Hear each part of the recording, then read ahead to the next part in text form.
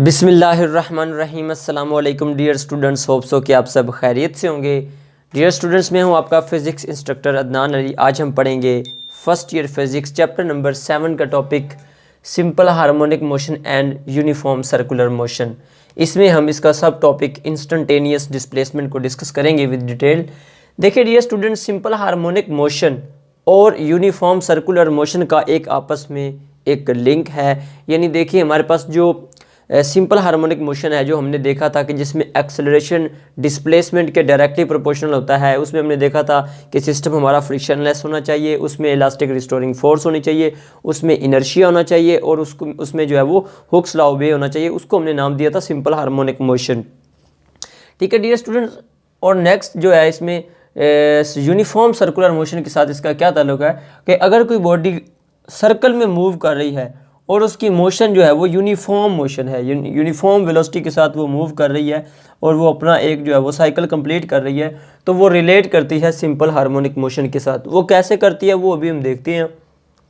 देखें instantaneous displacement क्या है।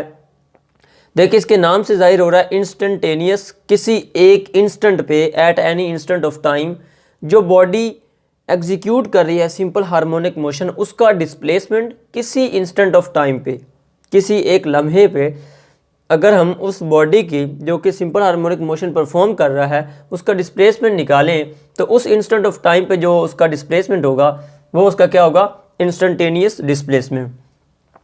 चलिए जी इसको समझते हैं। तो आपने करना क्या है कि ये एक सबसे पहले एक स्प्रिंग मैस सिस्टम ले लें, मैस स्प्रिंग सिस्टम। मैस को आपने अटैच कर दिया है एक स्प्रिंग के साथ, इसके साथ आपने ये एक पॉइंटर अटैच कर दिया है और इस पॉइंटर का क्या मकसद है वो भी मैं आपको बताता हूँ। देखें ये सिंपल हार्मोनिक, ये इसकी मीन पोजीशन है जहाँ पे x इक्वल है 0 के, यानी इस पोजीशन मीन के अराउंड बॉडी क्या करेगी, ऑसिलेट करेगी, वाइब्रेट करेगी, टू एंड फ्रो मूवमेंट करेगी। ठीक है, तो इसके साथ हम, ये तो हो गया सिंपल हार्मोनिक मोशन, इसके साथ हम रिलेट किसको कर रहे हैं, यूनिफॉर्म सर्कुलर मोशन। ये आपका एक सर्कल है, इसमें ये आपके जो 4 कोऑर्डिनेट्स हैं, ये आपका क्या है, ये आपका है ओरिजिन पॉइंट्स, और ये है कोई एक ऑब्जेक्ट जिसकी हम मूवमेंट को डिस्कस कर रहे हैं यहाँ पे, यानी उसकी सर्कुलर मोशन को। ये कोई ऑब्जेक्ट है, ये यहाँ से इसने स्टार्ट किया था, ये इसको ओ डैश का नाम दे दें। यहाँ से बॉडी ने मूव करना स्टार्ट किया और लेट्स सपोज यहाँ पे बॉडी आ गई है। तो ये जो इस सर्कल में मूवमेंट ये शो कर रहा है, ये हर इंस्टेंट पे, किसी इंस्टेंट पे भी हम वैल्यू लेंगे उस ऑब्जेक्ट की तो वो उसकी इंस्टेंटेनियस वैल्यू होगी, यानी वो उसका इंस्टेंटेनियस डिस्प्लेसमेंट होगा। यानी अगर हम यहाँ पे बात करें ऑब्जेक्ट का, तो यहाँ पे इसका जो इंस्टेंटेनियस डिस्प्लेसमेंट है यहाँ तक इतना, वो क्या है, एक्स है। एक्स रिप्रेजेंट करता है इंस्टेंटेनियस डिस्प्लेसमेंट। और ये ऑब्जेक्ट जो मैक्सिमम डिस्प्लेसमेंट कवर करेगा वो होता है एक्स नॉट, जो यहाँ से यहाँ तक बन रहा है। ठीक है, अब उसके बाद ये जो पॉइंट मूव कर रहा है, ये जो ऑब्जेक्ट मूव कर रहा है जिसको हमने पॉइंट पी पे डिनोट किया है, ये ऑब्जेक्ट जब यहाँ पे किसी एक इंस्टेंट पे अगर हम बात करें, इस इंस्टेंट पे आप फ़र्ज़ करें इंस्टेंटेनियस डिस्प्लेसमेंट ले रहे हैं, तो यहाँ पे आपने करना क्या है, आपने यहाँ से इसका प्रोजेक्शन ड्रा करना है जो कि यहाँ पे n तक इसका प्रोजेक्शन आ रहा है। ठीक है, जब ये मूव करके यहाँ पे जाएगा तो प्रोजेक्शन जो है ये यहाँ पे चला जाएगा। अब इस बॉडी के मूव करने के साथ साथ ये भी क्या करेगा, अप एंड डाउन मूव करेगा, ये प्रोजेक्शन भी इसके साथ साथ मूव करेगा। ये मैं आपको एनिमेटेड वीडियो के साथ भी दिखाऊंगा एंड पे।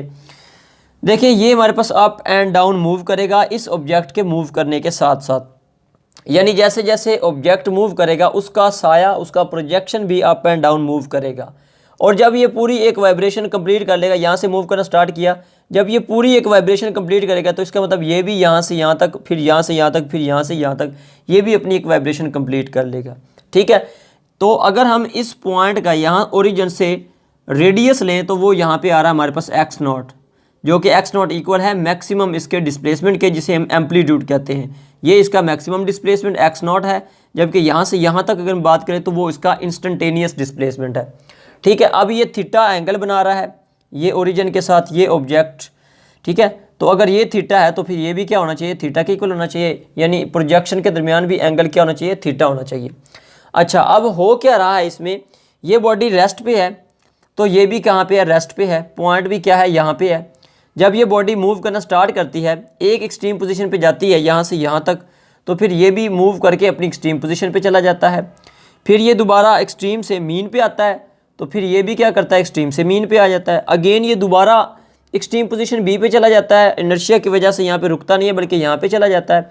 तो अगेन ये भी यहाँ पे आ जाता है, ये भी एक्सट्रीम पोजीशन पे चला जाता है, ये मूव करके फिर दोबारा मीन पे आता है, तो ये भी सर्कुलर मोशन में अपनी मीन पे आ जाता है। तो इस तरह ये एक अपना सर्कल कंप्लीट कर लेता है और इस तरह हमारी ये भी वाइब्रेशन कंप्लीट हो जाती है, ये भी वाइब्रेशन कंप्लीट हो जाती है, और ये जो हमारा प्रोजेक्शन है ये भी अपनी एक जो है वो वाइब्रेशन कंप्लीट कर लेता है। फिर इसको हम एक वेव की फॉर्म में भी एक्सप्रेस कर सकते हैं। मैंने कहा यहाँ पे हमने पॉइंटर लगाना है और आपने करना क्या है कि एक हमारे पास क्या होगा, पेज होगा जिसको हम स्क्रॉल करेंगे, जिसको हम इस तरफ मूव करवाएंगे, यानी यहाँ पे पेज या फर्ज करें और आप इसको स्क्रॉल करवा रहे हैं, जैसे जैसे आप स्क्रॉल करवाएंगे तो ये पॉइंटर क्या करेगा, क्योंकि अप एंड डाउन मूव कर रहा है और ये स्क्रॉल करेगा जब पेज, तो उस पर ये एक वेव फॉर्म बन जाएगी। ठीक है, तो इसके ऊपर क्या बन जाएगी, एक वेव फॉर्म बन जाएगी। जैसे आप इसको ऐसे भी कर सकते हैं, ये फ़र्ज़ करें ये बोर्ड है, इसको मैं स्क्रॉल करूं तो मैं अगर अप एंड डाउन मूव करवाऊँ तो ये स्क्रॉल करके इस तरह एक वेव बन जाएगी। ठीक है, तो ये हमारे पास एक वेव फॉर्म आ गई है यहाँ पे। अब इसमें भी सिंपली क्या है, ये इसका मीन पोजीशन है, ये इसका क्या है, अपर एक्सट्रीम पोजीशन है, फिर इसका ये भी क्या है, मीन पोजीशन है, और ये भी क्या है, अपर लोअर एक्सट्रीम पोजीशन है, और फिर ये क्या है इसका, फिर अगेन मीन पोजीशन। तो इस तरह ये भी एक वाइब्रेशन कंप्लीट हो जाती है। जब डिस्प्लेसमेंट जीरो है तो इधर भी जीरो होगा, जब ये मीन से एक्सट्रीम पे जाएगा ये भी एक्सट्रीम पे चला जाएगा, ये दोबारा मीन पे आएगा तो ये भी क्या आ जाएगा, मीन पे, ये दोबारा दूसरी लोअर एक्सट्रीम पोजीशन पे जाएगा तो ये भी लोअर एक्सट्रीम पोजीशन पे चला जाएगा, ये दोबारा मीन पे आएगा तो ये भी दोबारा मीन पे आ जाएगा। तो इस तरह ये भी अपनी रोटेशन कंप्लीट कर लेता है, ये भी रोटेशन कंप्लीट कर लेता है, प्रोजेक्शन भी कंप्लीट कर लेता है, और ये भी अपनी रोटेशन जो है वो वाइब्रेशन जो है वो कंप्लीट कर लेता है। ठीक है डियर स्टूडेंट्स, तो ये तो इसका था इस डायग्राम को समझने का सारा कंसेप्ट। अब हम इसमें से क्या करेंगे, आप इस जो ट्राइंगल है ONP, इसको यहाँ से पिक करें और यहाँ पे इसको ड्रॉ करें अलग से, just for the sake of convenience, इसको समझने के लिए। अब देखिए हमने इंस्टेंटेनियस डिस्प्लेसमेंट का रिलेशन निकालना है यहाँ से, तो इसमें देखिए हमारे पास ये क्या है, यहाँ से यहाँ तक जो O से N तक है वो x है, O से N तक देखें ना हमारे पास इंस्टेंटेनियस डिस्प्लेसमेंट है, जबकि यहाँ से यहाँ तक जो रेडियस है वो x0 है, ये क्या है x0, और ये थीटा क्या है हमारे पास, ये एंगल है। अब इस ट्राइंगल को कंसीडर करें, कंसीडर ट्राइंगल ONP, तो हमारे पास साइन थीटा किसके इक्वल होता है, परपेंडिकुलर ओवर हाइपोटेनियस होता है, परपेंडिकुलर ओवर हाइपोटेनियस। और अब देखिए इसमें परपेंडिकुलर क्या है, ये परपेंडिकुलर है ON, डिवाइड बाय हाइपोटेनियस क्या है OP। अब यहाँ पे इनकी वैल्यूज पुट करें तो साइन थीटा हमारे पास किसके इक्वल आ जाएगा, ON यहाँ पे क्या है, ON किसके इक्वल है, x के इक्वल है, जबकि OP किसके इक्वल है, x0 के इक्वल है।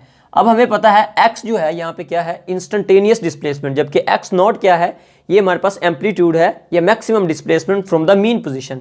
अब यहाँ से हमें तो डिस्प्लेसमेंट चाहिए ना इंस्टेंटेनियस, तो x की वैल्यू क्या आ जाएगी, ये डिवाइड हो रहा है, इधर आके क्या मल्टीप्लाई हो जाएगा, तो x0 साइन थीटा, ये हमारे पास आ गई इंस्टेंटेनियस डिस्प्लेसमेंट की वैल्यू। x यहाँ पे क्या है, इंस्टेंटेनियस डिस्प्लेसमेंट, x0 क्या है, एम्पलीट्यूड या फिर maximum displacement from the mean position, और sine theta, theta is the angle between the object P, यानी जहाँ पे ऑब्जेक्ट P इस वक्त मौजूद है और इसका प्रोजेक्शन के साथ जो एंगल है।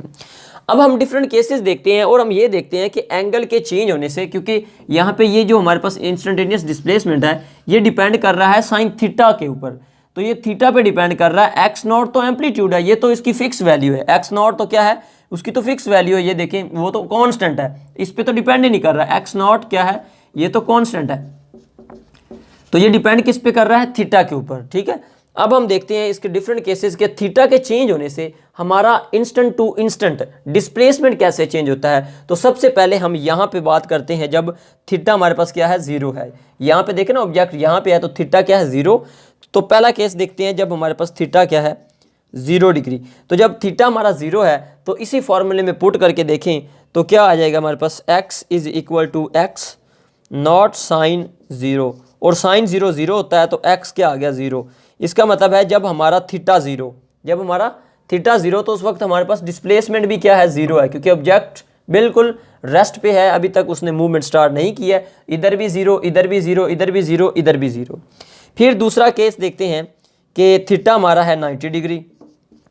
अगर 90 डिग्री की बात करें तो इसमें पुट करें x is equal to x not sine 90, sine 91 होता है तो ये क्या आ गया, हमारे पास एक्स नॉट के इक्वल आ गया। इसका मतलब क्या हुआ कि अब ये अपर एक्सट्रीम पोजीशन पे चला गया, यानी ये इसको अगर स्ट्रेच करें तो ये यहाँ से मूव करके यहाँ पे अपर एक्सट्रीम पोजीशन पे चला जाएगा, और ये भी सर्कल में क्या हो जाएगा, अपर एक्सट्रीम, यानी यहाँ पे एक्स नॉट पे चला गया है।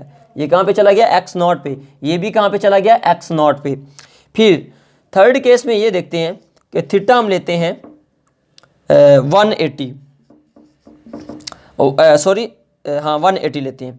तो 180 में हम क्या करेंगे, जब इसमें वैल्यूज़ पुट करेंगे x is equal to x not sine 180, तो क्या आ जाता है, साइन 180 अगेन 0, तो x again 0, displacement instantaneous again 0। क्या हुआ कि ये पहले यहाँ से मूव किए, पहले 0 था, फिर जब ये क्या अपर एक्सट्रीम पोजीशन पे एम्पलीट्यूड मैक्सिमम, फिर दोबारा क्या हुआ यहाँ से, फिर दोबारा मीन पोजीशन पे चला गया, x इंस्टेंटेनियस डिस्प्लेसमेंट अगेन 0 हो गया। ठीक है, यहाँ पे दोबारा चला गया, यहाँ से पहले यहाँ पे गया था, फिर यहाँ पे दोबारा यहाँ पे आ गया, पहले यहाँ पे गया था, अब दोबारा फिर यहाँ पे आ गया। ठीक है, अब नेक्स्ट, अब हम पुट करते हैं थीटा इज इक्वल टू 270, तो अब क्या आएगा, x is equal to x not sine 270।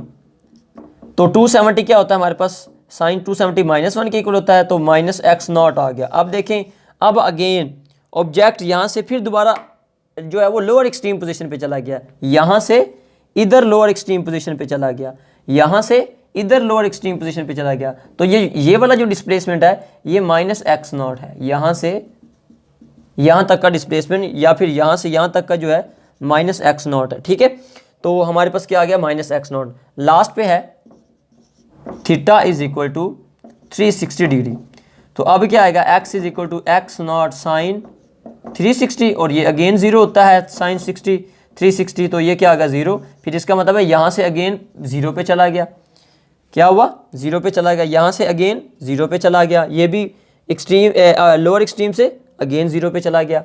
तो इस तरह हमारे पास क्या हुआ कि थीटा के चेंज करने से इंस्टेंट टू इंस्टेंट हमारा इंस्टेंटेनियस डिस्प्लेसमेंट वेरी कर रहा है, चेंज कर रहा है। So that was all about the instantaneous displacement. Hope so कि ये आपको अच्छी तरह से समझ आ गया होगा। अगर फिर भी कोई क्वेश्चन हो तो आप कमेंट बॉक्स में पूछ सकते हैं। अपना बहुत बहुत ख्याल रखिएगा। अल्लाह हाफिज़।